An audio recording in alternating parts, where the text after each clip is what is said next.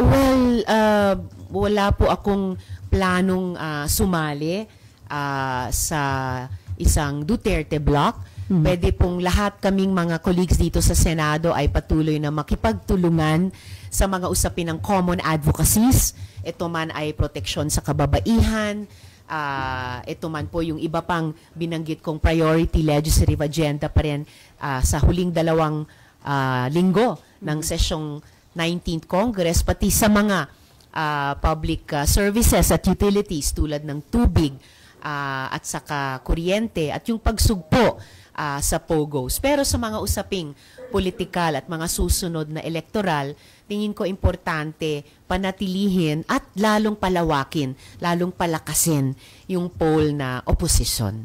Sa Senate Presidency, meron ka bang balita, ma'am? May mga nag-a-aspire na ba na nakikipag-communicate sa inyo para kuhanin ng suporta? Wala pa naman po.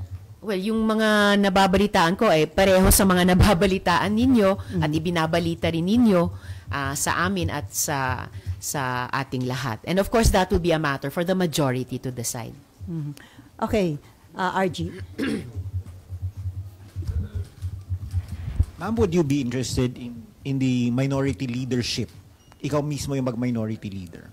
Of course, yun naman yung pangarap ng alinmang minority of an outgoing Congress, lalo na kung nakapagpanalo ng mga dagdag na kaalyadong senador, halimbawa, ay magbuo pa rin ng minority sa susunod na Kongreso. But as in everything sa pag-organize ng Senate, it's a matter of numbers. So kung, ayun, itutukoy ng majority yung Senate President, posible na yung ibang bloke na may susunod na pinakamalaking bilang ng miyembro ay i-claim nila yung minority. Kahit ganun ang mangyari, may plan B pa rin naman ako, which is the independent bloc. Ma'am, you're totally ruling out joining the majority. Para sa akin, sapat na yung nakaraang 9 na taon. Marami-rami ang napagtulungan sa mga miyembro ng majority. Depende sa mga advocacies. Maraming happy bills na itinawag. Maraming investigasyon din. Maraming budget interventions. Pero para sa akin, para maging consistent sa nakaraang 9 na taon at lalong maging consistent sa mga susunod na taon hanggang 2028, 2034, 2040, importanteng manatiling consistent na hindi sumali sa majority, lalo na kung hindi naman ako kaalyado ng administrasyon, at mag-provide ng alternative pole or center of gravity para sa mga opposition and in the other independent forces, pati sa labas ng Senado. Ma'am, yesterday the President said na ayaw niya na ng kaaway, gusto niya ng unity. Again, we heard that word again. Kayo, ano ang posisyon niyo dyan? Oh well, who can argue with unity, no? Unity with a lowercase u. Lahat ng di lang Pilipino, lahat ng tao mas gustong nagkakaisa tayo lagi sa lahat ng espasyo. Of course, politics is a very competitive arena.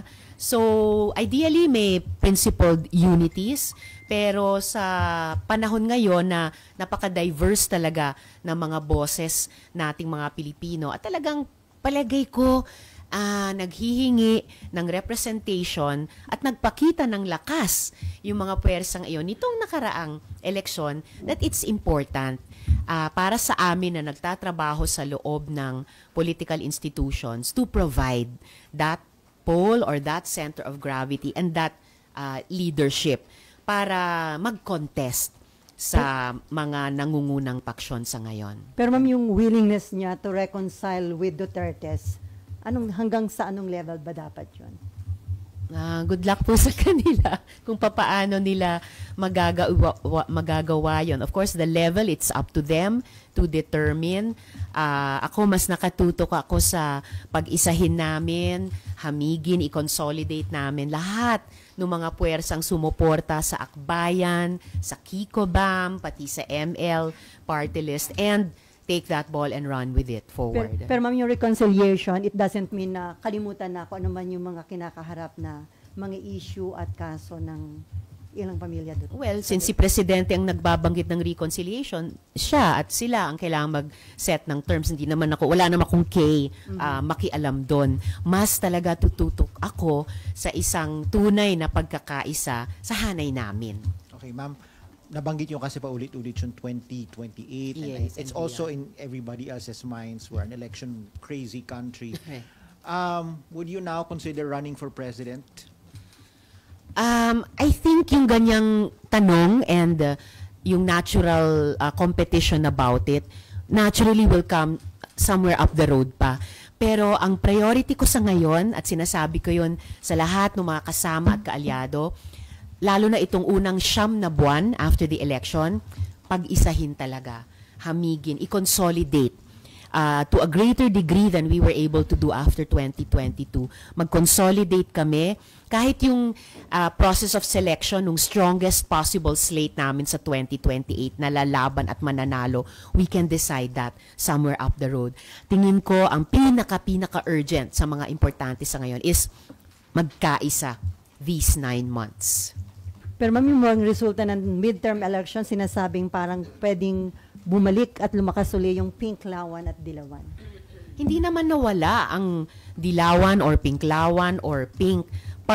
Alam ko parts sila nung naging mga tagumpay namin ngayon at nadagdagan pa namin. So, dynamic siya and growing. At yun yung nagbibigay sa akin ng pag-asa at fighting spirit para sa mga susunod na laban. So, nag-mature na ba yung mga botante natin, ma'am? Oh, I think every day na nabubuhay tayo bilang isang lipunan, nagmamature tayo by force of circumstance, by force of suffering, sa dami ng dinadanas ng mga Pilipino, sa dami ng leksyon na natututunan natin, sa ayaw natin at sa gusto. I think yun yung naghuhugis sa ating mga boto, sa ating mga opinyon, sa ating mga posisyon sa iba't ibang issue. So patuloy kong aasahan yon. And yun yung dapat naming respetuhin and work with sa mga susunod na taon ng pag-oorganisa, pag-eduka, pag-mobilize. Hindi lang tuwing election, but every year in between. Okay, Mayan and then Marlon. Ma'am, sorry, balikan ko yung sa minority issue. Kasi sabi nyo, parang hindi option sa inyong, gusto nyo consistent minority kayo. Yes. Pero sa pag-uusap po with Senator Bam and Senator Kiko, sila din po ba ay gusto nilang mag-minority o may chance na sila po yung gustong mag-majority? Wish ko na magsama kami sa minority o sa isang independent bloc. Pero alam nyo naman, kaming lahat ng mga senador dito, we have our own decision-making process. We have our own pananaw. At nagre-respetuhan kami dyan, kahit at lalo na sa loob ng tinatawag kong oposisyon. So, hindi ko pwedeng i-presume ang anumang bagay. I have to hear it straight from the horse's mouth. So, sa tanong na ito, you will have to ask them. Basta ang sa akin, ang optimal scenario ko ay magsama-sama kami either sa minority or sa independent bloc, sa loob at sa labas ng Senado.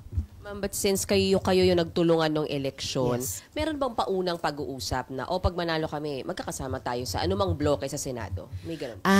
Well, nung all the years of preparation and all the months of campaigning, syempre we really feel for each other as allies. Okay? So, pero walang hard and fast na usapan na singilan ngayon sa isa't isa. So, ito ang pagsara ng 19th Congress at sa pagbukas ng 20th Congress, kailangan at nagsimula na kaming mag-usap last week para mag-level off ano yung magiging disposisyon ng bawat isa and therefore ano yung magiging organizational shape ng anuman, minority man yan or independent bloc man yan.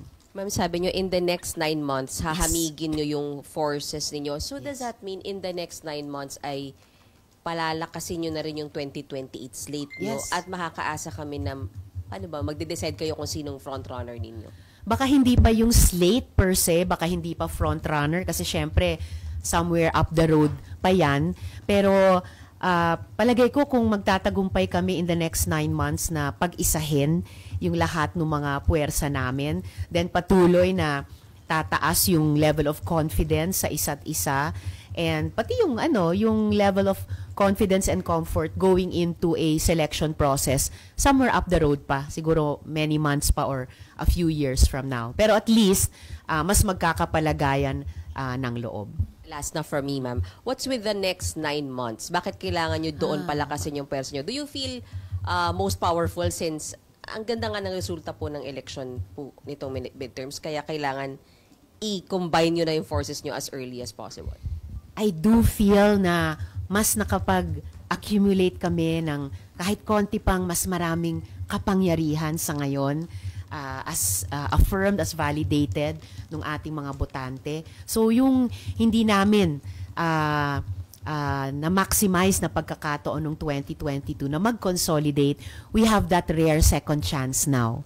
And bakit ba 9 months? Ewan ko, baka dahil panahon ng pagbubuntis. So, magbuntis kami ng ganito and sa pagkatapos ng 9 na buwan, manganak kami ng isang mas malakas pa, mas consolidated at mas may potential na opposition.